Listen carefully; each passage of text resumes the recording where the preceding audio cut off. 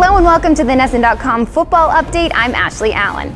The 2015-2016 NFL season is proving to be, surprise, surprise, unpredictable, full of upsets, blowouts, and teams escaping with the win by the skin of their teeth.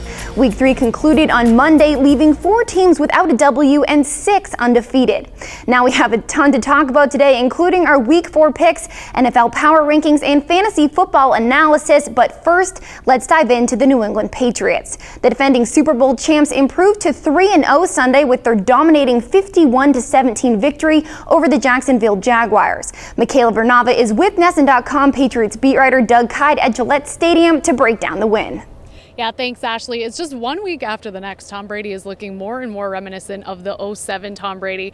I mean, this guy's just on a vengeance rampage. Yeah, if anything, he almost looks better than the 2007 version right now. I've been watching Tom Brady for quite a few years now, and I'm not sure if I've ever seen him quite as precise, quite as accurate as he played in these last few games, especially on Sunday against the Jaguars. No, Brady's really on fire right now, and it looks like he really is putting together possibly his best season of his NFL career.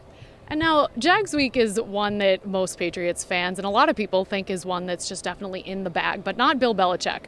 He said that he had been preparing for this matchup since April. And how does that preparation show on the field?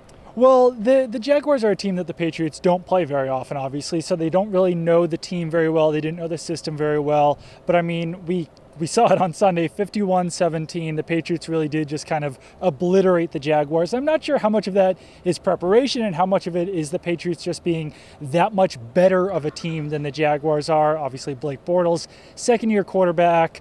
When Bill Belichick, who's obviously a defensive genius, is preparing for a guy like Bortles, Patriots definitely have the advantage there, but no, they came right out of the gate, swinging. The offense was great. The defense was great. I think a lot of that does have to do, obviously, with the Patriots' preparation and the fact that they had been planning for this game for so long.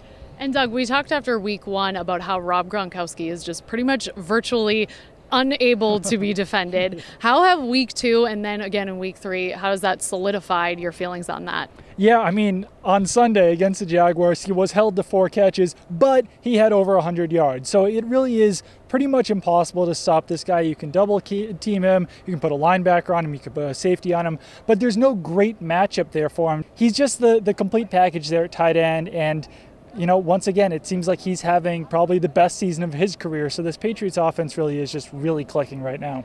And then on defense, Jamie Collins against the Jaguars brought his season sack total to 3.5, puts him on pace for 18 on the season. What do you think about his development? Yeah, he's really coming on strong this season.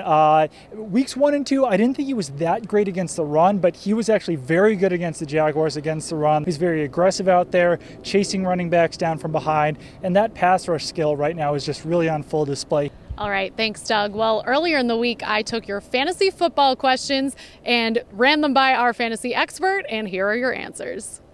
After Week 3, some of you may be falling behind in your fantasy football leagues, but luckily, it's not too late to salvage the season. We dug through our fantasy football mailbag and picked out some of your burning questions. First up, Chad says he has running back Jonathan Stewart, who has thus far been a disappointment. So Nick, should he hold on to hope or hit the waiver wire for a new running back? I would give it one more week. Stewart has received the bulk of the carries in the Carolina backfield. It doesn't help that Cam Newton also is a pretty good rusher in the red zone and has a few rushing touchdowns near the goal line as well. Stewart does have a favorable matchup this week against the Tampa Bay Buccaneers defense. Is giving up the 3rd most rush yards. All right, well, next up, Brian wants to know Carlos Hyde or Giovanni Bernard? This is a tough one, but I'd give a slight edge to Carlos Hyde. He's a tremendous running back, tons of talent, and he doesn't have anybody battling him for the #1 job in the 49ers backfield, whereas Gio Bernard has to share carries with Jeremy Hill, who's a pretty good back in his own right. Bernard has averaged only 13.6 carries per game this season, and I don't think that's enough to make him fantasy relevant on a consistent basis. All right, well, next up, Steven wants to know, will CJ Anderson ever regain his mojo? If he's wondering if CJ Anderson is going to be as productive for the rest of this season as he was toward the end of last season when he was probably the best running back for fantasy football owners, I would say no. The bread and butter for the Broncos this season, at least offensively, has been passing the ball with Peyton Manning, targeting Demaryius Thomas and Emmanuel Sanders. Even though Gary Kubiak is a run-first coach, I think he'll probably go to the pass more. All right, thanks, Nick. If you have some answers that you need or want to be featured next week, make sure to send in your questions to our Facebook page or on Twitter @NESN. Ashley Allen here in studio with NESN.com's Ricky Doyle. Now, Ricky, Week 3 had its fair share of blowouts. The Chicago Bears were shut out for the first time since 2002, losing to the Seahawks 26-0. And the Arizona Cardinals absolutely stomped the 49ers, losing 47-7 after Colin Kaepernick threw 2 pick sixes and 4 interceptions. So looking ahead to Week 4, what teams do you see winning big? Well, first of all, I wouldn't be surprised if the Bears are shut out again this season because they look like a train wreck right now. But for one of my locks of the week, I will go with the Carolina Panthers over the Tampa Bay Buccaneers. Carolina enters this game favored by 3 points. The defense has been good, very stout against the run. They're going to force Jameis Winston to make plays, which it's early in his career, so he's going to make some mistakes. And also, conversely, the Buccaneers have been terrible against the run so far this season. That's not going to bode well against a team with the quarterback in Cam Newton, who has totaled more rush yards than Eddie Lacy, Marshawn Lynch, and Jeremy Hill, among others. So I really like the Panthers going on the road to Tampa Bay and winning this game. And what about upsets, Ricky? As far as upsets go, I kind of like Cleveland Browns over the San Diego Chargers. And I know that's kind of a dicey pick because of how bad the Browns have played at times. Head coach Mike Pettin said after last week's game against Oakland that they look like a scout team at times, which obviously you never want to hear that from your head coach. But San Diego, they got some serious offensive line issues, and until that gets rectified, I don't really like their playoff chances. I also worry a little bit about Phillip Rivers staying healthy. All right, thanks, Ricky. Later on in the show, Ricky will be back with his Game of the Week predictions. But now let's send it back to Gillette Stadium to check in with Michaela and Doug as the Patriots head into their bye week. Yeah, thanks, Ashley. For NFL teams heading into the bye week, it's a good chance to rest and reset. But for the Patriots, who have absolutely dominated their past 3 opponents, how can this bye week affect their momentum at all? It definitely can, but the Patriots are kind of lucky about who they're facing out of the bye week. The Dallas Cowboys obviously don't have Tony Romo right now, so they'll be facing Brandon Whedon. So I think that it'll be a tougher matchup than the Jaguars, but not a whole lot different there. Belichick is 11-4 coming out of bye weeks with the Patriots, which, that's basically his average record anyway with the Patriots, but they have had success obviously coming out of the bye week. And yeah, I think there might be some concern there with momentum, but as the Patriots coaches have said this week, they can't choose when their bye week is, so it'll be nice to get some recovery time, get some rest after training camp and after the start of the season. You kind of forget that the Patriots have been going at this for quite a while now, so that rest is still very important even early in the season. Honestly, at the rate they're going right now, I don't really think anything can slow their roll, let alone a week off. But as you said, they do have past success coming out of the bye week. Historically, Bill Belichick is 11-4. What do you think he will be doing while the players are off this week? I'm sure he'll get a little bit of time to himself, but mostly I think he will be just kind of game planning for the Cowboys, and then a lot of the coaching staff will be planning ahead into the Colts game and the Broncos game and some of the more difficult matchups that the Patriots face going forward. Well, the Patriots do have the earliest possible bye week. Doug, how could this come back to bite them later in the season when maybe they have some injuries to deal with and actually could use the rest? Yeah, it is the earliest, like you said. Week 4 is very early for the bye week, but the Patriots do typically also get a bye week before the playoffs, so that's another rest and recovery time for them. So yeah, I think the most opportune time is to have a bye week after 8 games, just split the season right in half, but it is pretty early. I think they probably would have preferred to have it later.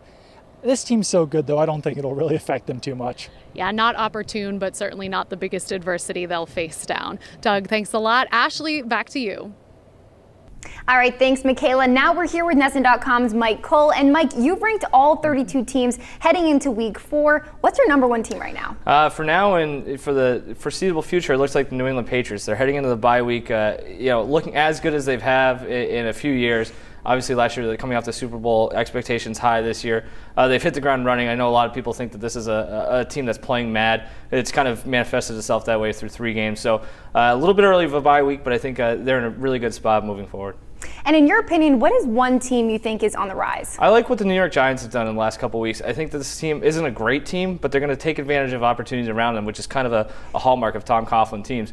The Tony Romo injury in Dallas is huge, as with the Des Bryant injury. And the Eagles have, underachieved so far this season. They can beat up on those teams. They're going to be in a good spot. So I don't necessarily love them. I just like the situation.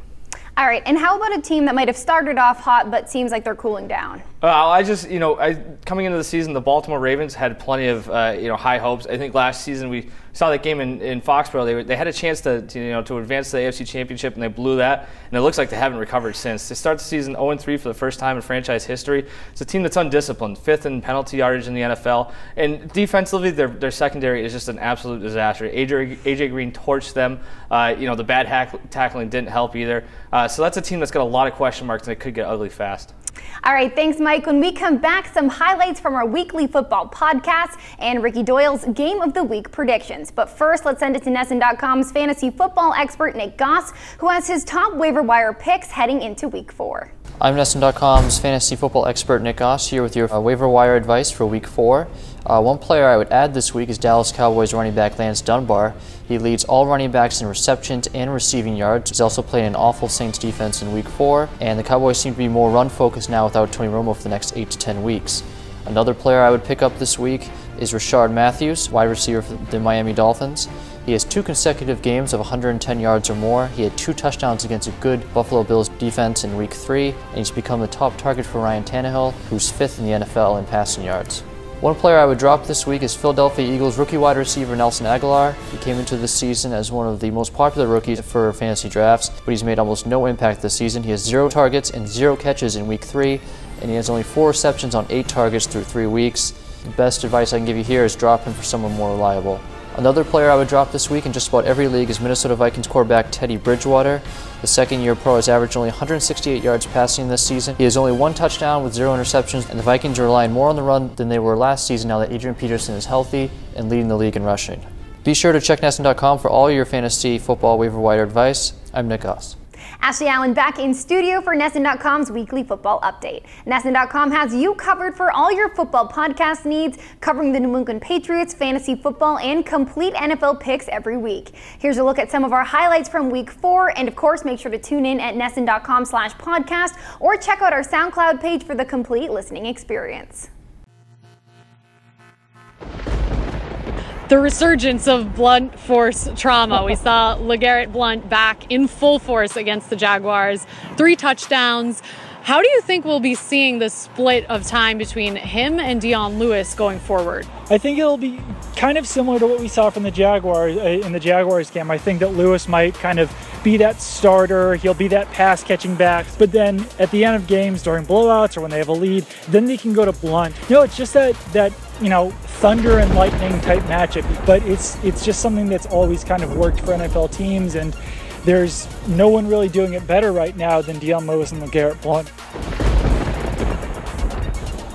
If you're a Roethlisberger owner, what are you doing? Who's a QB you're trying to maybe snag in the waiver wire or make a trade for or something like that? Yep. Wait it out. You hope that he gets back for the fantasy playoffs, and you can use him then. So hold on, don't panic, stash him. If Marcus Mariota is still out there, I would go snag him.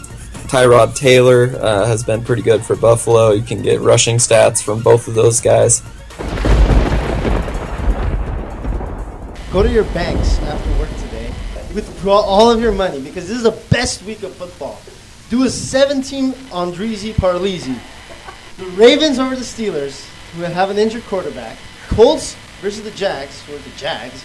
Bills versus the Giants. Bills are at home. They don't lose there. Packers, 49ers. The Broncos versus the Vikings. Broncos are at home. Seahawks over the Lions. And the Cardinals over the Rams. The Cardinals are the best team in the NFL right now. Parleezy that. You will win a lot of money. Take it to the bank. Buffalo doesn't lose at home, huh? The hell's the Patriots? They're playing the Giants this week.